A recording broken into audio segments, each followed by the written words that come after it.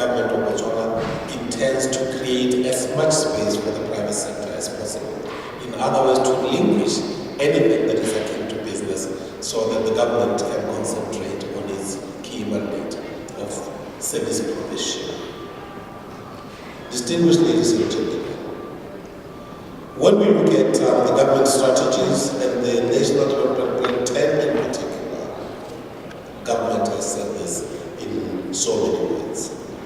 The government, in view of this, looks at the private sector to participate in the driving of the socio-economic agenda, which will include skills development. It will also include serious skills and technology transfer, leading to economic diversification, employment creation, citizen economic empowerment, and of course, the bottom line being poverty eradication and sustaining absence of poverty.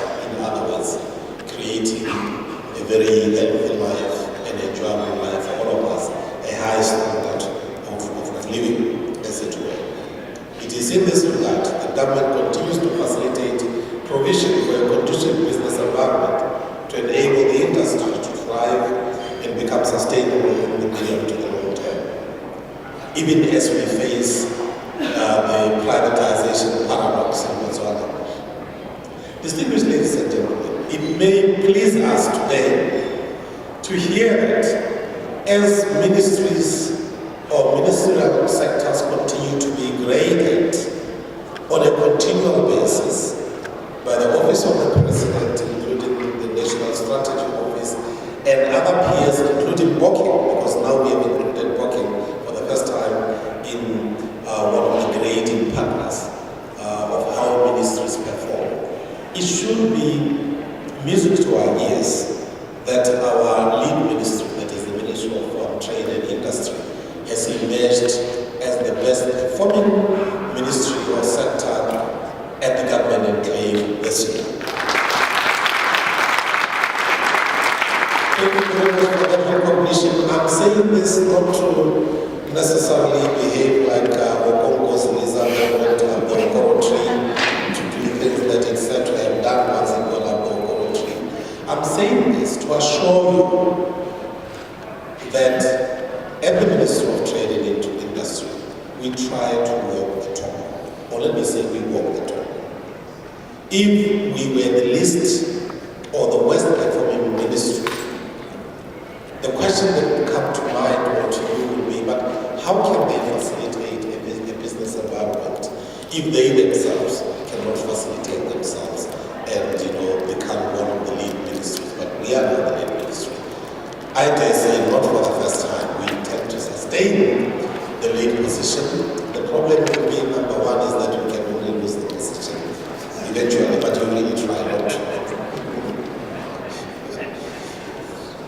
Director of Ceremonies, I wanted to say quite a few words, but I'm aware that we started late, and I'm aware that I want to create time for the rest of the program to find itself so that we can go on to, the more exciting news of the actual engagement with one another. And I heard you, Director of Proceedings, saying that you wish the participants should at least make a couple of friends. I would say make several, or make many. The more, the merrier. To the beers group of companies, let me remind you that as I officiated this day, I have at the back of my mind the fact that through our economic diversification drive, which is quite a new initiative in trying to empower local, businesses, small, medium, and large, including even the micros, really. The government, in recognition of its tremendous power within the market space, has decided that it's going to use its power, its procurement, its purchasing power to ensure that it supports local businesses. In other words, whether we buy stationery, foodstuffs, medicines, drugs, spare parts for vehicles, school uniforms, anything that we can think of that government procures within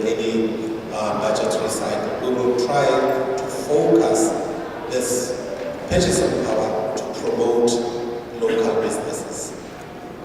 And I would like to say to the BS group of companies within the private sector space, you have tremendous purchasing power. All we would like you to do is to extend your efforts from this Vendors Day to ensure that you procure locally as much as you can. Anything that you can think of, any little line that you procure, first ask yourself the question, is it available locally? If the answer is yes, procure locally. I know that we will be faced with this paradox of the BS wants to buy so much. This one company produces only so much. Now I leave you to find the solution or help us find the solution. And I say to all of us here congregated this morning, this is the time through our networking to find out what it is that any one of us can supply to the BS. And this is where we have to be very, very smart in our competition. Our competition should never be the one that says, at all costs. Where we need to bring our synergies together, where we need to exploit synergies rather, and where we need to come together and be engaged in smart supplies. Let us do that so that together, singularly we supply this much, the BS wants that much, together you can actually oversupply the BS.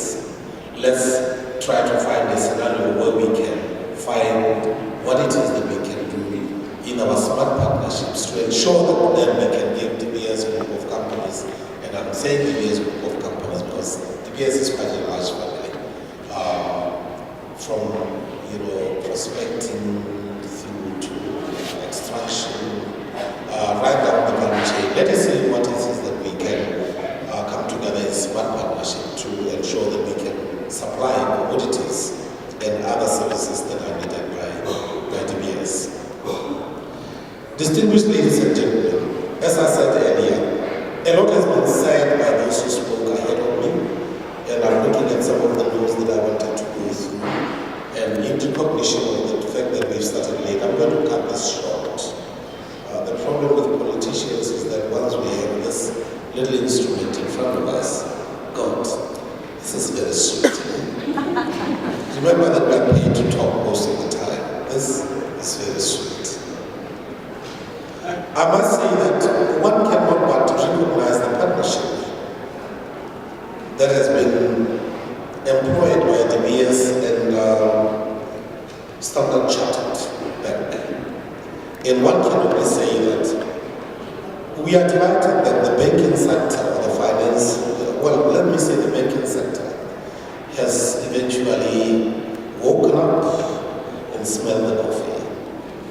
What we love is to see the banking sector being very proactive and ensuring that we nurture any form of business partnerships.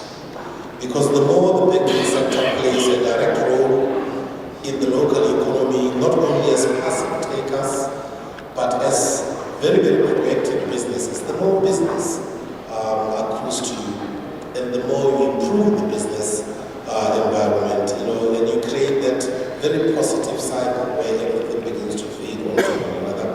And I think that it's fair to say, we want your principals to know that we are delighted in recognition of the fact that we have partnered with DPS to make sure that we sustain this day, ensuring that you also create a wider access of this business community represented by those who are here today in terms of the services that you could offer. And you have also been very brilliant in recognizing that without your customers, you will not grow. And that in today's market space, we have to fight for market share. Market share will not just happen. Distinguished ladies and gentlemen, short of having given TBS as much accolades as one can, let me close by giving ourselves, that is apart from the BS, a pat on the back by recognizing our net worth and recognizing that we have to create this kind of platforms so that we can grow, so that we can sustain.